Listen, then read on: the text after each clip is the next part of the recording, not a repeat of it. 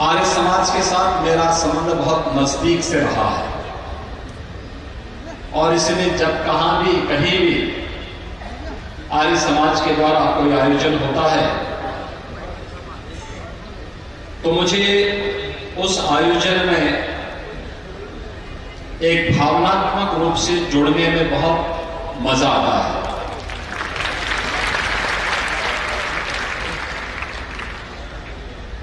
देश के सैकड़ों वर्षों के गुलामी के उस कालखंड में आशा की एक नई किरण बनकर के 1875 में उभरा था आर्य समाज और सचमुच आर्य समाज जैसा आंदोलन खड़ा करने के लिए संपूर्ण भारतवर्ष को और पूरी दुनिया में जहां कहीं भी सनातन हिंदू धर्मावलंबी निवास करता है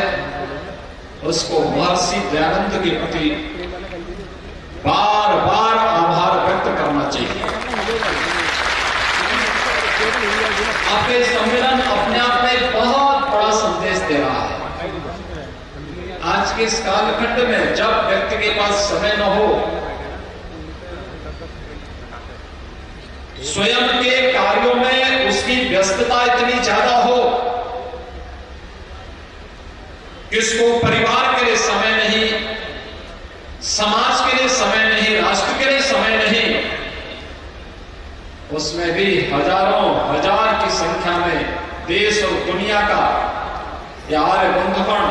यहां पर एकत्र होकर के राष्ट्र और समाज की वर्तमान दिशा पर चिंतन कर रहा है। यह सचमुच अभिनंदनीय है और एक दिन नहीं, 2 दिन नहीं, लगातार 4 और 5 दिनों तक इतने बृहद सम्मेलन चले। सचमुच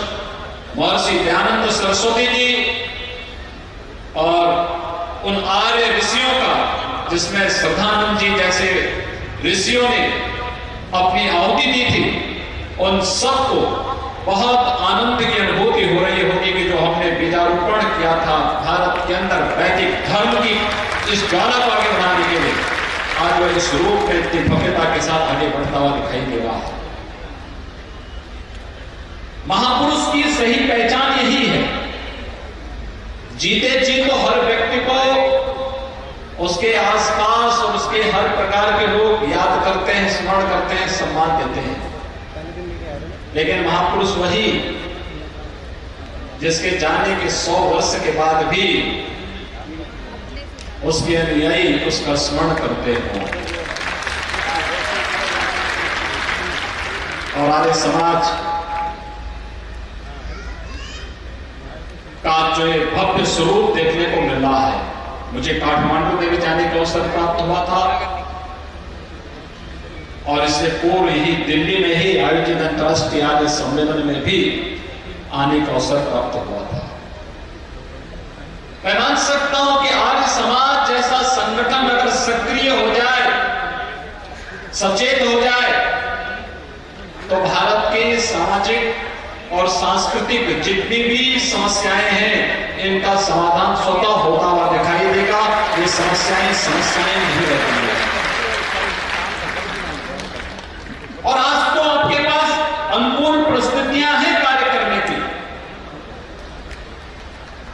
इन अनुकूल परिस्थितियों को आर्य समाज जैसे संगठनों को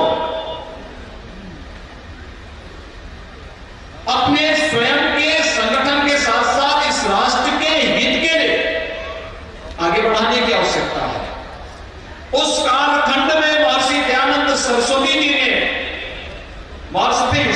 श्रद्धानंद जी महाराज ने और अन्य उन पर आर्य ऋषियों ने कार्य किया था जब देश कथित रूप से गुलाम था, जब इस देश में विधर्मी राज कर रहे थे, भारत के सामाजिक ताने बाने को छिन्न भिन्न कर रहे थे, तब देश की स्वाधीनता के लिए 1857 के प्रथम स्वातंत्र समर के साथ जो देश की स्वाधीनता की लड़ाई आगे बढ़ती है, इसमें एक नई ऊर्जा का संचार होता है जब आर्य वीरों ने इसमें मिलकर के अपना सहयोग प्रदान किया। चाहे वो वीर सावरकर हो, भाई परमानंद हो या फिर लाला लाजपत पंडित राम प्रसाद बिस्मिल तक एक लंबी श्रृंखला है जिसने अपने आप को समर्पित किया था भारत की स्वाधीनता के लिए। देश के अंदर क्रांतिकारियों की इस मजबूत फौज को खड़ा करने का श्रेय आर्य समाज को जाता है। इस देश के अंदर स्व का भाव जागृत करने का श्रेय आर्य समाज को जाता है। भारत के अंदर वेदों की पुनर्प्रतिष्ठा हो, इसका श्रेय आर्य समाज को जाता है। और भारत के अंदर हम आधुनिक शिक्षा को जन जन तक पहुंचाने का कार्य कर सके, इसका श्रेय आर्य समाज को जाता है। एक जाति विहीन समाज जिस बुराई में इस देश के सामाजिक ताने बाने को सदैव छिन्न भिन्न करके भारत के अंदर अव्यवस्था और भारत को गुलामी की ओर धकेलने का कार्य किया था, उसके खिलाफ आवाज उठाने का श्रेय आर्य समाज को जाता है। तो साथ साथ सैकड़ों वर्षों के बाद हम शुद्धि के अभियान के माध्यम से अपने बूढ़े भटके बंधु बांधवों को वापस अपने घर में ला सके, इसका श्रेय भी अगर किसी संगठन को जाता तो आर्य समाज को जाता है। स्मृतियां कहती थी कि किसी कालखंड में कोई भूल गया हो, भटक गया हो, बिछड़ गया हो, उसको वापस ले लो, तो भी समझ में नहीं आता था कि इसका मतलब क्या है। यह देश पानीपत का युद्ध क्यों हारा था? केवल इस देश की जातिवाद की एक पाखंडी जो व्यवस्था थी, इसके कारण। पानीपत का युद्ध अगर देश जीता होता, यह देश अंग्रेजों का गुलाम कभी नहीं बना होता। हमें गुलामी की बेड़ियों में जकड़ने का दुस्साहस किसी के पास नहीं था, लेकिन इसको समझने की सोच चाहिए थी और सचमुच उस कार्य को किया आर्य समाज ने।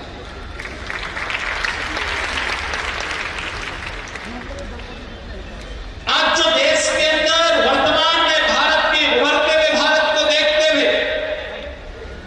जब उतनी ही तेजी के साथ राष्ट्रीय और अंतर्राष्ट्रीय स्तर पर षड्यंत्र दिखाई देते हैं,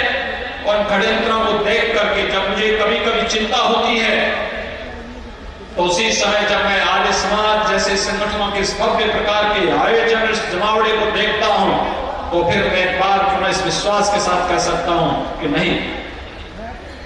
इस देश के यशस्वी प्रधानमंत्री आदरणीय नरेंद्र मोदी जी के न्यू इंडिया के उस कॉन्सेप्ट को साकार करने के लिए आर्य समाज जैसे संगठन में खड़े हैं,